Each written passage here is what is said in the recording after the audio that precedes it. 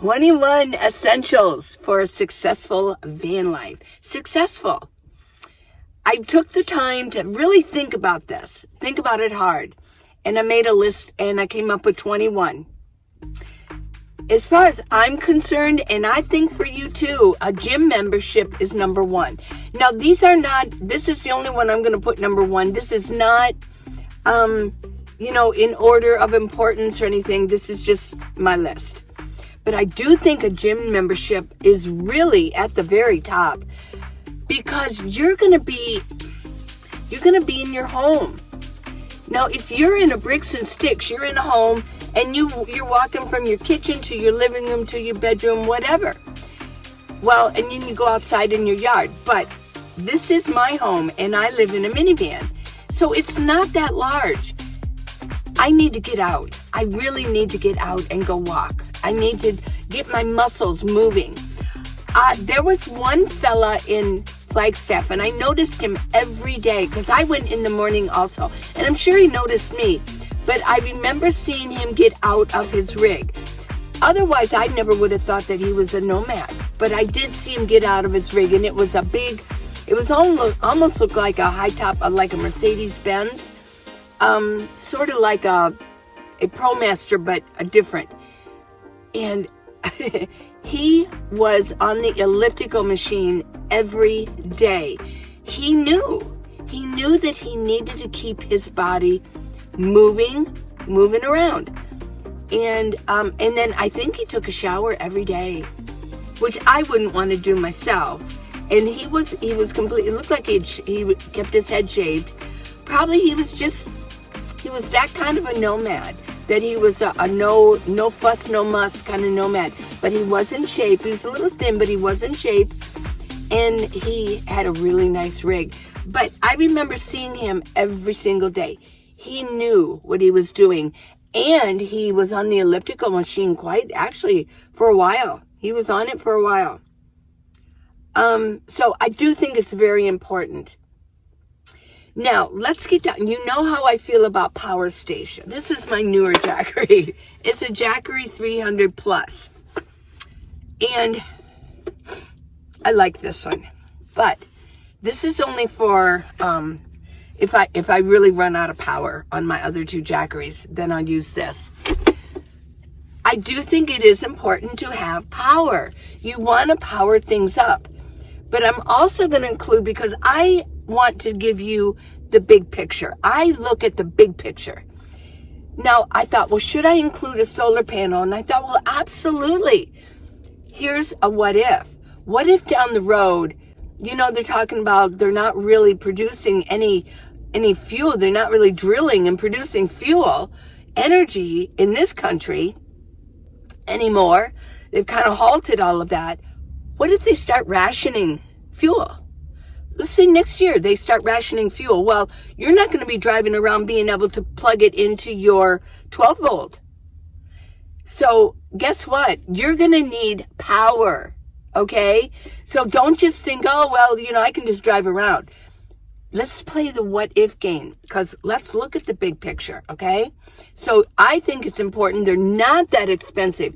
Get yourself a solar panel. You might not want to put it on your roof and tack it down.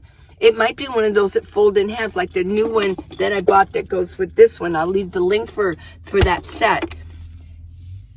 But you can put that on your windshield. You can set at a park or wherever you are boondocking and lean it maybe up against your tire facing the sun. You need room to move. You need room to move around in your rig. You don't want to be all squeezed in. You don't want to have so much stuff. You don't want to be pounding so much stuff inside of here that you can't move around freely. I mean, you want to be able to move. So I think that for a successful van life, I think room to move around inside your home. Who can you imagine? You've seen the hoarder shows, right? I mean, they can't even move around. They have so much stuff in there. Well, even though you might not be a hoarder, because it is a small space, but you need to get rid of some of the stuff or get a storage or something. You've got to get room, or you need to, figure something out so that you can move around. Okay. You need baggies of all sizes. You might think, what? Baggies, that's an essential. That is an essential. You need baggies of all sizes. You can get those Glad Jumbos. You can store things in them. It's going to help you stay organized. You would need little sandwich baggies. You need quart size. You might need gallon size. But those jumbo ones are really nice too. So in my opinion, it's an essential. Okay, so you need a stove. I think most of you have seen my stove. Do you want me to show you my stove again? Let me move this over.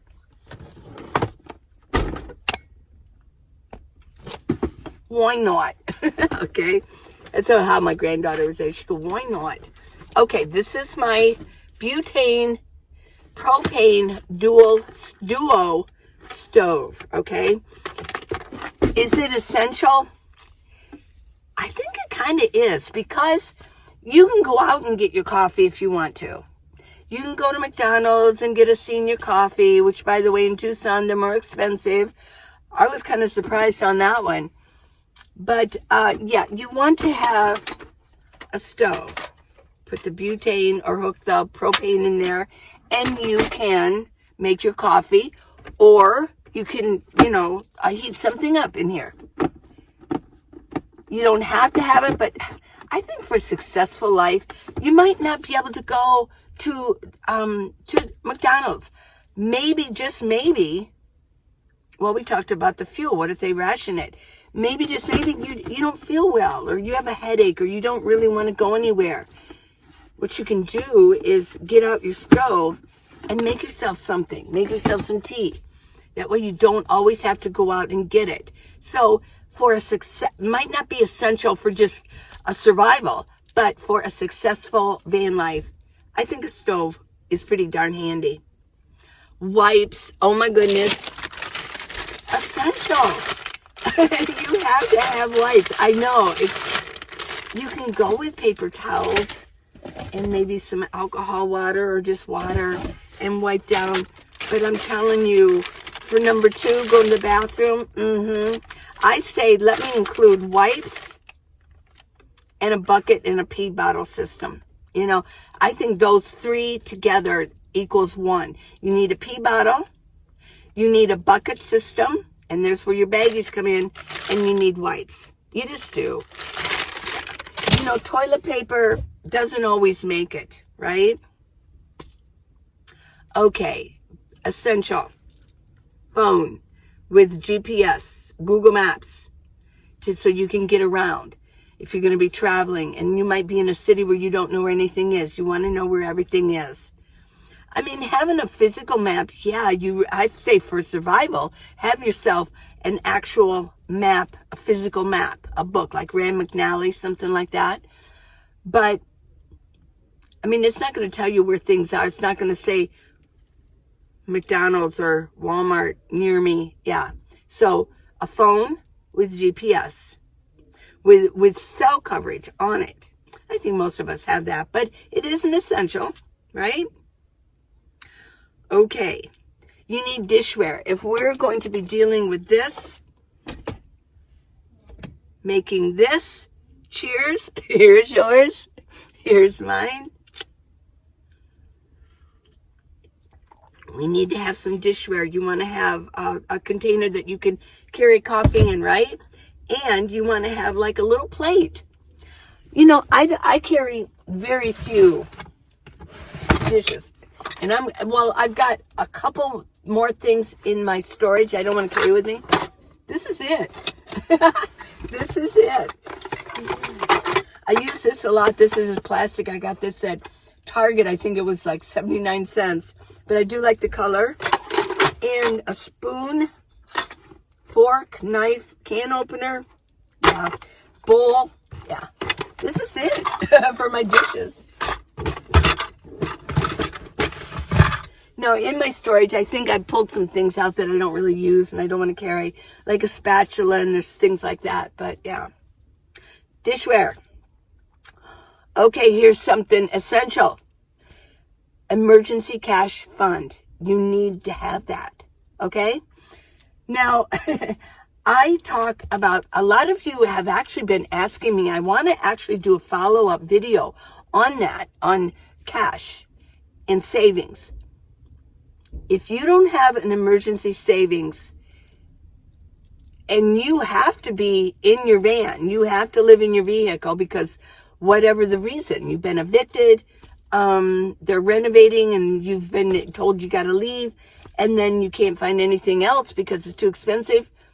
How are you going to get a savings going? Well, what you need to do, and I just say it and I say it, you got to get a job. Even if you have a handicap, Walmart will hire you with a handicap. And actually, so will Amazon. It's against the law that they don't. You can, I've seen people handicapped, mentally handicapped and physically handicapped at Amazon. And I've seen them big time in Walmart. So you can get a job. I think isn't it against the law not to hire somebody? I mean, for certain types of jobs, if you have a handicap. So if you have something going on, you still need to go look. You do. And so what you need to do is keep your rig parked near the place where you work, and you need to stash everything away for the next 5-6 months. Have yourself an emergency fund. Okay, well, this is kind of like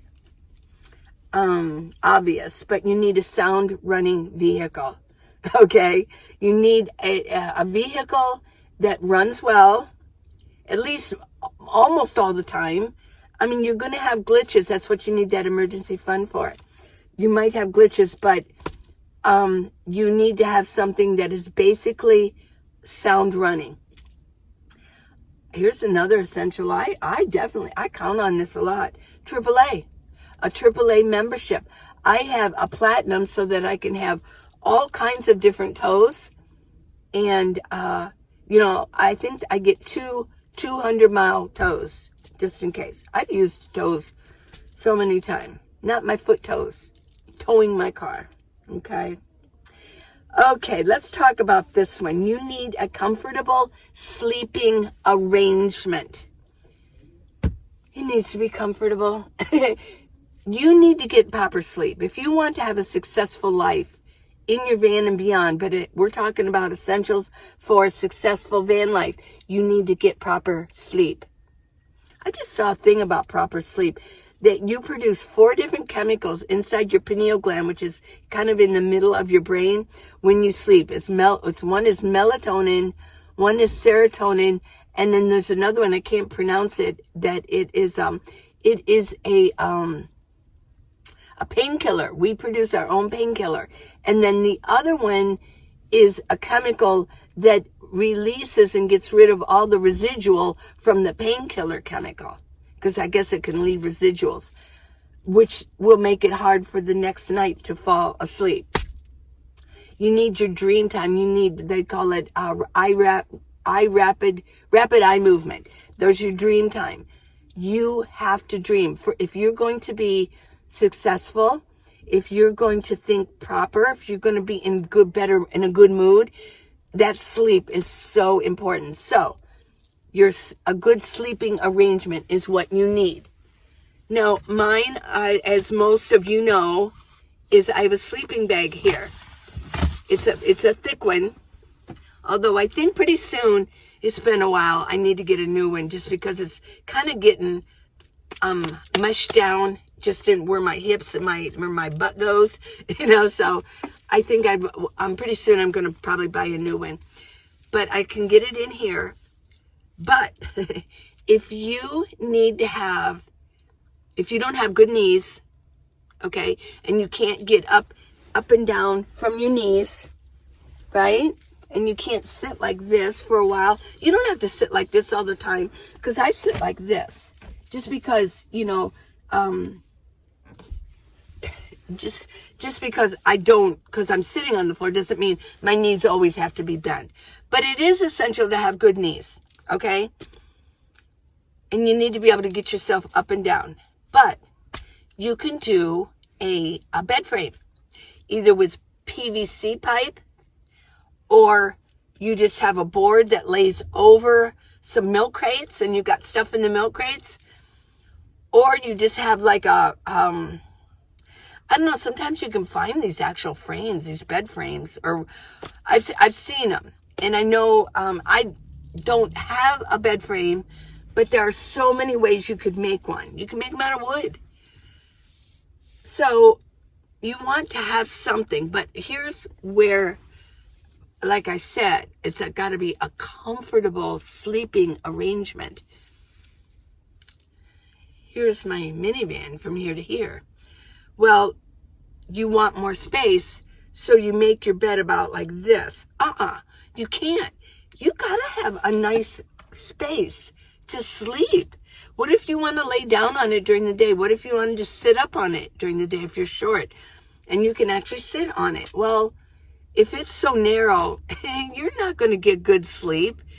So make sure if you have to have a bed frame, you just have to accept the fact that you're going to take up at least half of the area here for it, or almost half of it. A comfortable sleeping arrangement is not sleeping in your front seat, the driver's seat. No, that's not comfortable. Do not sleep with your feet down. I've talked about that quite a bit. You can get blood clots, and you can actually die from that. And your feet will swell up. You're either going to have to do what I do and have yourself a no build out where you have maybe a pad, or it's a foam that you roll up and put in the back, whatever. Or you're going to have a bed frame. So there you go with that. Here's, hello. Now I know some of you don't use this at all. Sunblock. But to me, if you want to be successful, you need to take care of your skin. I mean, you just do. You have to I use sunblock, not sunscreen, sunblock.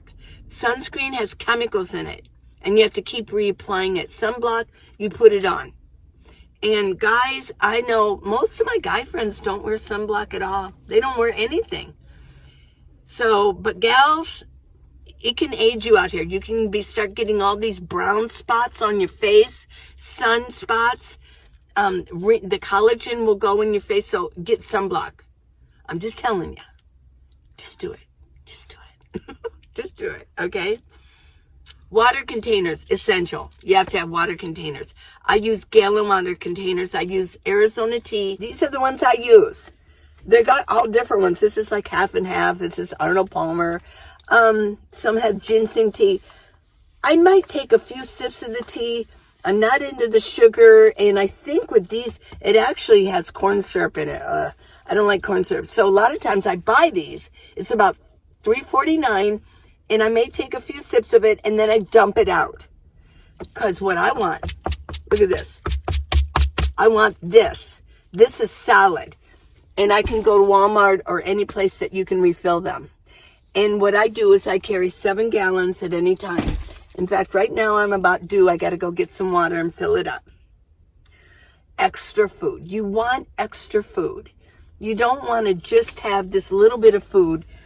I'm not really carrying that much extra food. Well, there's some in my storage. But, you might want to just go to a restaurant every day and eat all your food. But it's a good idea to have extra food, just in case. Okay? Okay, now the next ones are going to be sort of intangible. And they're going to be more of the characteristics of a nomad. Number 1, have a good positive attitude towards life. There's for a good, successful van life. Yeah. Okay, here's one. I mean, you could be considered to have a superpower, but it really, if you want to be successful, it's good to have common sense. It's very rare these days. Right? Right. Okay, here's one. For really good success, organizational skills. Yeah, I thought about this. I have excellent organizational skills. I can look at something and kind of like, okay, this needs to go here, this needs to go here, this needs to go here. Let me get a little sip. When I was younger, I played solitaire. And every once in a while, I still play solitaire. And if you think about the word solo, solitude, solitaire, it's a game you play by yourself, okay? Now, what you're doing is basically when you're playing solitaire is you're shuffling everything up. You're creating chaos. You're just shuffling everything up. But the skill is, especially when playing solitaire, the goal is that you're taking that chaos from the shuffle and you're making sense out of it using the rules of the game. You're lining things up and organizing that chaos using the rules of the game. So this is a skill to have. It's an organizational skill. Some people have it, some people don't. If you want a really good, successful nomad life, I say, in my opinion, my humble opinion, that I think that is essential for a successful nomad life. Okay, here's one. The courage to say no. Some people are going to ask you, oh, well, let's go over here, or let's go to this town, or let's go travel here, or hey, will you travel with me, or whatever. Will you go do this with me? Will you go get this for me? You have to have the ability to say no. And when you meet people out here, if you don't feel right about them, you have to have the courage to say no, even if it's in your mind to say no. No, I'm not going to hang with this person. No, I'm not going to continue on my path. I'm going to come back. I'm going to get in my van and I'm going to drive away. Courage to say no. Sometimes girls weren't taught that. We were taught, especially in our age group, in my age group, to say yes and be helpful. And no, you need the courage and the bravery to say no, I'm not going to do this. I'm not going to be with you. Even if it's in your own mind to say no. No. And then last but not least is companionship. I think it's essential to have a successful van life. You need to have companions. And there's where pretty soon will be the big gathering, the big orgy, as I call it. I know. I'm such a rebel, aren't I? Orgy. No, but it is. It's going to just be this glut. And it's going to be happening in Quartzsite. Go there if you're already in your van and you're new, or if you're not new, get there and meet some new people, right? But go and you'll find your companions. You'll find your tribe. Okay, so those are my 21 essentials for successful van life, for van living in your van, dwelling in your van, the nomad life. Okay, I'll stop coming up with names, okay? I love you guys. Please subscribe and give me a thumbs up. And I got the book, How to Live in a Minivan, the Minivan Lee Way, and it's on Amazon. Type in Minivan Lee, it will come up, okay? And then go to minivanlee.com for stuff. For stuff. If you want to give me a gift, that's fine too. And I've got it there. Anything from minivanlee.com, I get 100%. Okay. So you go out, have a good day, and I'll see you tomorrow with something new. And I'll show you something new. I promise. Okay. Love you.